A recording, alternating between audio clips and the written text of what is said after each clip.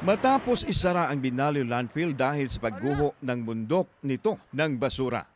Sa isang pribadong facility sa bayan ng Konsolasyon, pansamantalang itinatapon ngayon ang mga basura mula sa Cebu City.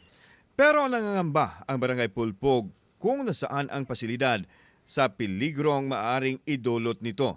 Ang amo ana prevention ra gyud nga dili may maka kuan mi kung sa mga safety sa among katawhan diha. Tungod sa hitabo sa landfill sa Binalyo nga dili pud mi gusto nga mausban pud diri sa among barangay kay ang kinabuhi usara baya sir.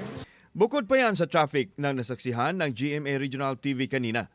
Dumagdag pa kasi ang mga truck mula Cebu City sa mga dati ng truck mula sa bayan mismo ng Konsolasyon at katabing bayan ng Liloan. Bukod sa pag-aayos ng ruta, gusto ng barangay na limitahan ang pagtatapon ng basura mula umaga hanggang alas 10 lang ng gabi para hindi makaisturbo sa mga residente kung oras ng tulog. One-way policy. Then ang kanang monitoring sa karsada. Then ang kanang howling time nila. Kana bitawng mga basurang magkatag niya. Wala na mo claim kung kinsa ng basura ba. Nya mo na siya nga mapangitaan sa dunta nagpaagi ng inana ba nya unsa ka safety pod.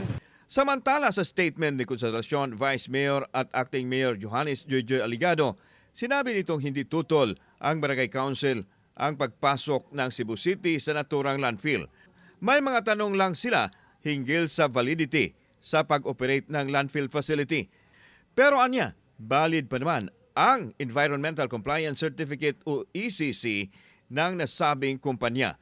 Anya, ang pangyayari ay pagtulong na din sa Cebu City na nangangailangan talaga ng pagtatapunan ng kanilang basura sa ngayon.